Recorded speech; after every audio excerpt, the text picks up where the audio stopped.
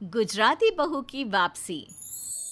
ले लो, अरे ले लो गजरा लेंगा, ले लो डांडिया, ले लो। अरे बहू, ये क्या लगा रखा है? तेरा पैसे कमाने का दिमाग ये तो सोच ले कि जहाँ तू ये सब बेच रही है कोई नहीं लेने वाला। गुजराती बहू हंसा जवाब देती है। अरे क्यों नहीं लेगा? डांडिया का मौसम है तो क्या लेंगा नहीं लेगा है? अरे बेवकूफ औरत, ये चेन्नई है। यहाँ इन सबको ये समझ में नहीं आता है। अरे किसी साउथ इंडियन को लहंगा पहने देखा है क्या? वो भी इतना चमकीला, शीशा और रंगीन धागा वाला। ये देखो सासू माँ, यहाँ खड़ी होकर ना उल्टी पुल्टी बात मत करो। जिसको लेना है वो जरूर लेगा। हाँ। बहू सास की बात सुनकर हंसती है और घर चली जाती है। बेचारी बहू सारा दिन सारी शाम दुकान में बैठती, लेकिन बहुत ही कम दुकानदारी के बाद जब रात को घर आती है तो आ गई महारानी पैसे का ढेर लेकर। जाकर खाना बना। माँ वो थक गई होगी, खाना बाहर से मंगा ले क्या? हाँ, क्यों नहीं। सारा दिन घर की कोई जिम्मेदारी तो लेनी नहीं। अरे पैसे कमा कर लाती तो भी कोई बात है, लेकिन ना जी ना। क्यों? बाहर से क्यों मंगाए? यह कल मुही ही बनाएगी।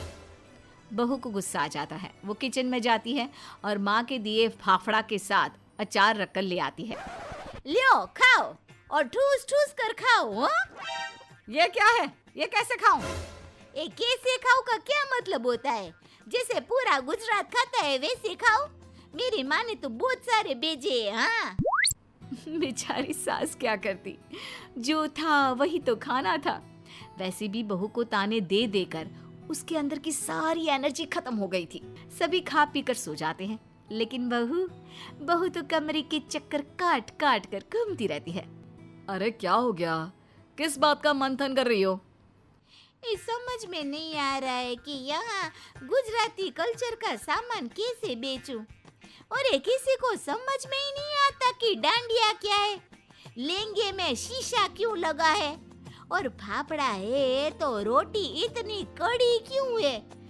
क्या करूं भाई साहब, समझ में नहीं आता। एक तो तुम गुजराती भी ना बड़े मेहनती होते हो और चाहते हो कि सारा माहौल उन लोगों के रंग में ही रंग जाए। ऐसा ही कहा हो। वैसे रंग में तो हम किसी को भी रंग सकते हैं। देखो तुम्हें नहीं बना लिया क्या अपना है? ए चलो ना डांडिया खेलते हैं। हाँ? अरे पागल हो क्या? रात के 1 बजे डांडिया? अरे चलो ना, बहुत मजा आएगा। खेलते हैं ना डांडिया बाहर आंगन में। चलो तो सही प्लीज मेरे खातिर। हाँ? पति को हंसा से इतना प्यार था कि वो उसकी बात को मना नहीं कर पाता। और फिर क्या था, आंगन में गाना बजता रहता है। ए हेलो रंगीलो मारो, पति नाचते हुए कहता है। अरे वाह हंसा, बड़ा मजा आ रहा है।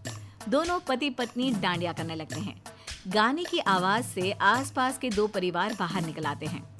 साउथ इंडियन पड़ोसी कहता है, ये क्या करता जी? ये डंडा क्यों मारता भाभी जी का, वो भी रात में? अरे लगता झगड़ा हो गया जी दोनों के बीच। अरे तो हंसता क्यों है जी, मार मार के एक दूसरे को डंडा? मेरे को लगता कि जिसका डंडा लग नहीं पाता होगा वो ना खुशी से हंसता होगा, ठीक है ना? मेरे को भी यही लगता, लेकिन गाना क्यों लगाए? मेरे को लगती लोगों की गालियां और लड़ाइयां ताने ना सुनाई देना इसलिए। हंसा देखती है कि कुछ लोग खड़े हैं। वो गाना बंद कर देती है और उन लोगों के पास जाती है। देखा, मजा आ रहा है ना हम लोगों का डांस देखकर। हाँ लेकिन ये डांस है, मुझे तो लगा ये कोई लड़ाई चल रही है। लड़ाई, वो भी आंगन में? ये ना भाई साहब ना, आइए ना हम आप लोगों को भी सिखा देते हैं। फिर क्या, वो सभी को कॉस्ट्यूम पहनाकर गाना लगा देती है। सबके हाथ में डांडिया और सभी गुजराती धुन में नाचना शुरू कर देते हैं।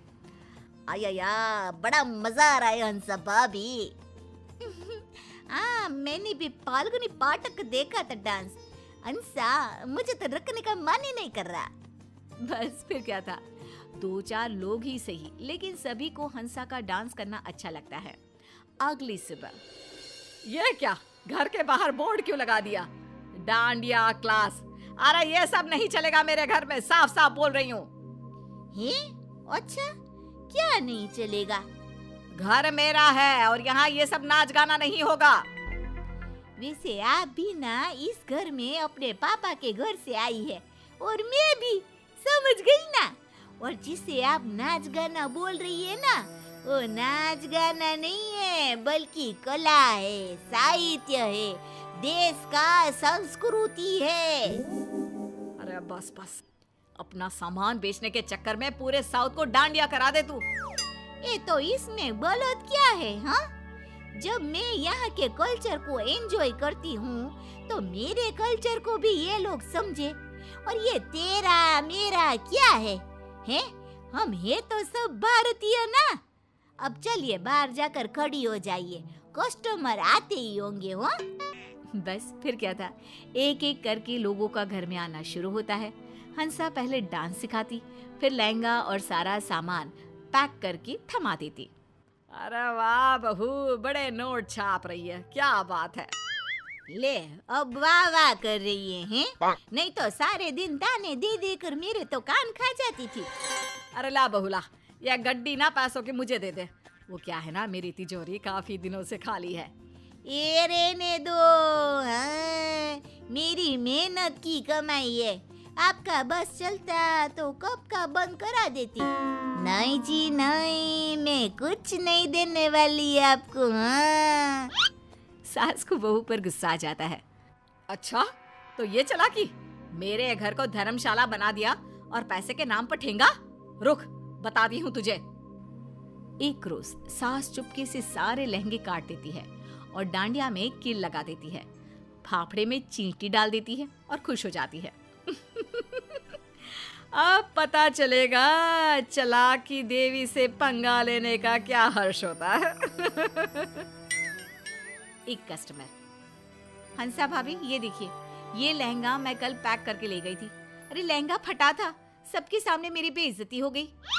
थोड़ी देर में दूसरी, अंसा, ये डांडिया, इसमें तो कील निकली हुई थी, मेरी बेटी के हाथ से ना खून ही खून आ रहा है। तभी तीसरी, ये फाफड़ा छी छी छी छी, पूरा चींटी से भरा, इससे तो अच्छा हमारा इडली डोसा। ना जी ना, हमको कुछ नहीं चाहिए। बहू परेशान हो जाती है और रोने लग जाती है कि कितनी मेहनत से सारा बिजनेस जमाया था, एक पल में ही सारा धरा का धरा रह गया। तभी सास आ जाती है। अब आया ना मजा, कहा था गड्डी दे दे, मैं रख देती हूँ तिजोरी में, लेकिन नहीं, भुगत अब। सास की बात सुनकर हंसा समझ जाती है कि ये सब तो सास का किया हुआ खेल था। ये आपने ठीक नहीं किया हो, मैं भी बदला लूंगी। ले ले, क्या बदला लेगी? देख बहू, तेरे साथ मैं सारा दिन तेरे काम में लगी रहती हूँ, तेरे कस्टमर को सामान दिखाती हूँ, बेचती हूँ, सारा दिन घर पर फाल्गुनी पाठक के गाने सुनती हूँ। अरे मेरी नींद भी डिस्टर्ब हो रही है, घर की तो शांति खत्म हो गई है। तू तो पैसे कमाकर खुश है, मुझे क्या मिला बोल। अब बहू को सास की बात सही लगती है। ये माफ कर दीजिए माँ जी, मैं समझ गई हूँ कि ये काम हम दोनों के मिलकर किए बिना नहीं होगा। आज से पैसे की गड्डी आपकी, बस।